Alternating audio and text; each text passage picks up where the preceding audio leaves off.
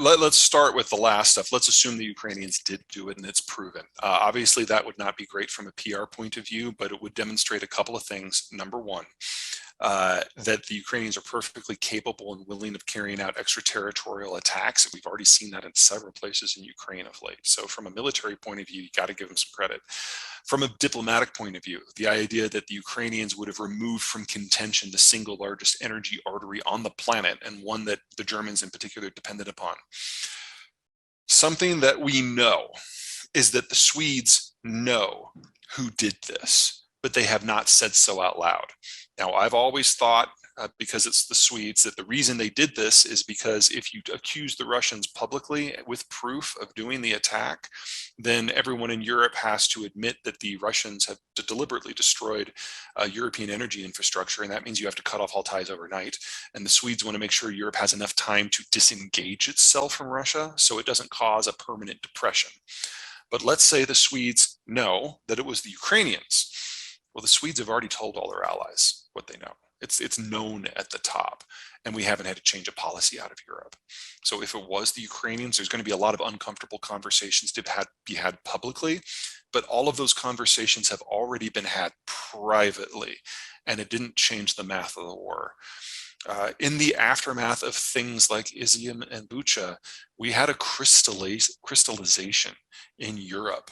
Most European leaders have visited the killing fields of Bucha personally, including the Germans.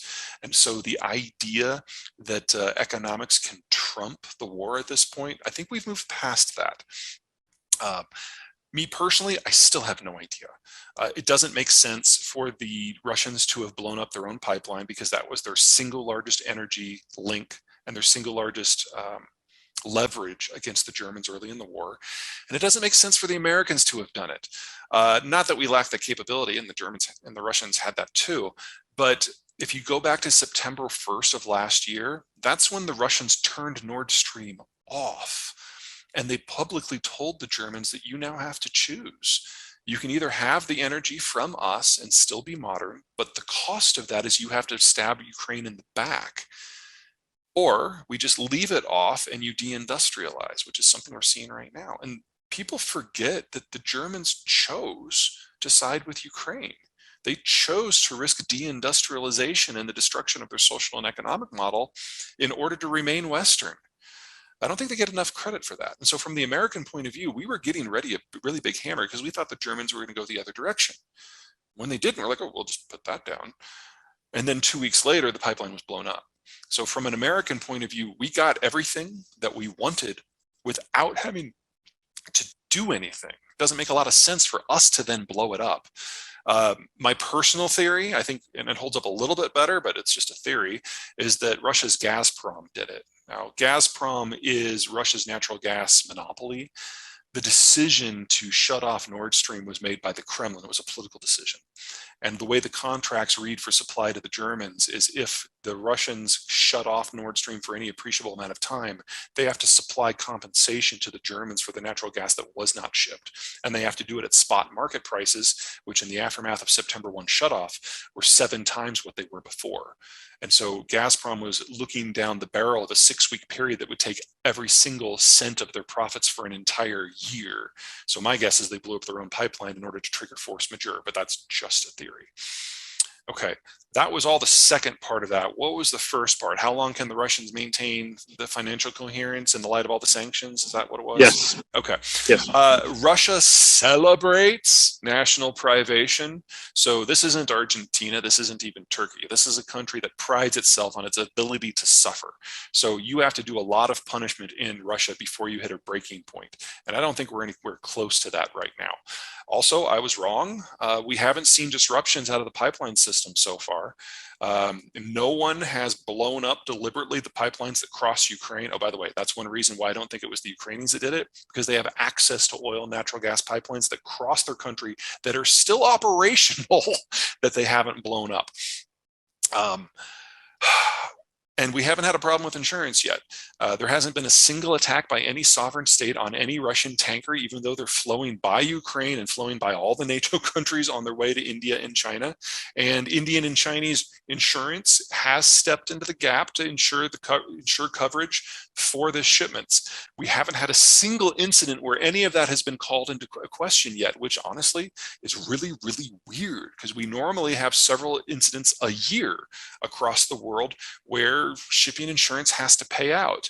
So all these replacement insurance systems haven't had to yet, which is just really strange. So I stand by the forecast that this stuff is still incredibly fragile, but I'm very surprised, and have been wrong, that it hasn't happened yet. But let me layer one more concern into that. Russia is still getting income from its energy exports, but you have to think about where the stuff is. This is a picture of central Siberia. It's permafrost. Now, in the south, I realize that this is a completely alien concept, so just bear with me a little bit. Permafrost is in a territory where it's so cold that the subsoil never thaws at all. So you go down somewhere between 5 and 30 feet, and you hit a frozen layer, and ice doesn't drain. So in the summer, when things heat up, the top layer melts and you get these horizon spanning bogs. If you want to produce materials in this environment, what you do is you wait for the land to freeze, and then you bring out a large army of dump trucks filled with gravel, sand, and aggregate, and you build berm roads out to a production site, which are those roads that you see going off to the right. You then build a drill pad and drill in the frozen ground through the permafrost down to whatever the deposit is that you're after. This is the highest production cost and the highest maintenance cost for any energy production in the world. It's higher than it is for most deep water. Here's the problem. Permafrost isn't just difficult to develop and maintain. The landscape also shifts. So if you get a break, a fissure, where the land can drain in those summer months, you get a slip like this. Or you can get a situation where it drains down instead of laterally, and you get a sinkhole. And I put some people up there at the top so you can see the scale. Or you get a situation where you get a hotter melt one year, and some of the permafrost actually does melt, not all the way down, but some of it. And in that scenario, you get trapped, rotted swamp vegetation that is very methane rich, and the methane gets released and you get a bubble that disrupts the landscape. Now, these things happen in Russia all the time, and they disrupt the berm roads and the pipelines. Here's the problem. The Russian educational system collapsed back in 1986. So the youngest suite of people who have the full suite of technical skills to do things like pipeline maintenance, they turned 60 this year.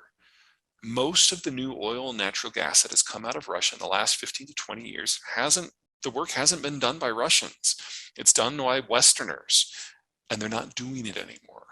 So even if the Ukrainians don't blow up infrastructure, even if there's no shipping or insurance issue, the maintenance question is going to kill pretty much all Russian permafrost production anyway. That's 2/3 of the total.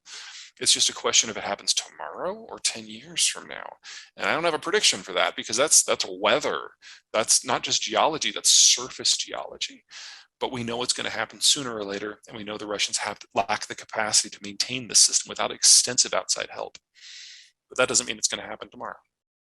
Sure. Let's start with the United States because it's the simplest. The shale revolution is very clearly entering its third phase, with the super majors working on efficiency. Chevron and Exxon both are attempting to double the recovery rates from their wells over the next 5 years. And even if they only get halfway there, that is another 5 to 6 million barrels a day.